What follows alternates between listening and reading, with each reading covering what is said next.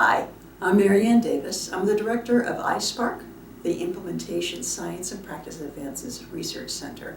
I'm really happy to be here today talking a little bit about animals in companion, therapeutic, or support roles in the way that they can help people who have serious mental health conditions. One of the things that we know about particularly furry animals, research really shows how petting animals that are furry can reduce our blood pressure and slow our heart rate. And for a lot of times that people are feeling a little anxious or uncomfortable, that kind of slowing down of heart rate and blood pressure just reflects the calm that they're feeling in petting an animal, and that's a wonderful sensation. I can say from my own experience, I'm a long-time dog owner. We had dachshunds when I was a kid, and I was really happy to start adopting greyhounds, retired racing greyhounds, when I was a young adult. And we've had several of those, and now we've adopted not retired, but a coonhound that was released from his job as being a hunting dog. And he's a sweet but very vocal member of our family. I also know that there's been a fair amount of work done to look at the role of emotional support dogs as accommodations for college students. There are schools that actually provide animals for students during periods of high stress. There was an open house for animals at, I think it was the University of Minnesota. I could be wrong about that. But it was a college, a large public college, university, and they had a wide array of animals that were part of sort of an open house where students could come and hang out with them. It included a mini horse and even a therapeutic chicken, which I would never have thought of. And then lots of bunnies and dogs and cats, as we might expect.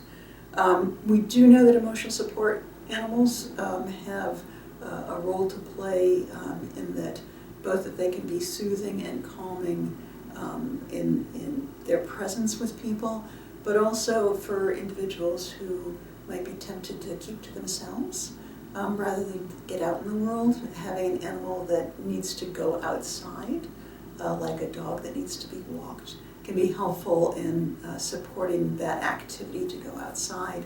And then there are lots of animal lovers out there in the world that would bring those individuals to interaction with the person who's walking their dog, or I've seen people walking their bunnies, a variety of animals that need to be taken out on a leash, and that then supports there being some sort of social support for that person, which can also be a really wonderful thing for somebody who tends to maybe want to, because of their mental health conditions, just stay inside and be by themselves. So an emotional support animal can be very helpful that way as well. We have 3 dogs in my own family.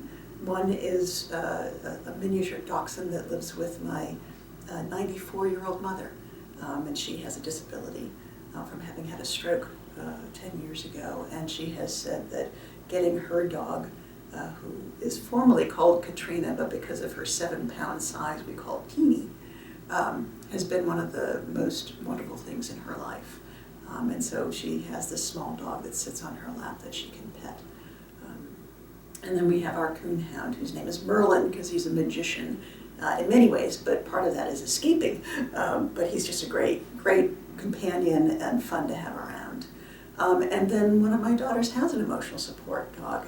His name is Yoda, and he's a corgi, and he goes with her to college. And he's been just a wonderful support for her in all the ways that I just described. And so I think one of just the best things that is out there is our relationship with animals, and how those animals can be both helpful to us and we can be supportive of them. And I think that there's just a healing and therapeutic nature to that relationship. I want to thank iSPARC for inviting me to be part of this May is Mental Health Month, and with a focus on the wonderful role that animals can play in our good mental health. Thank you.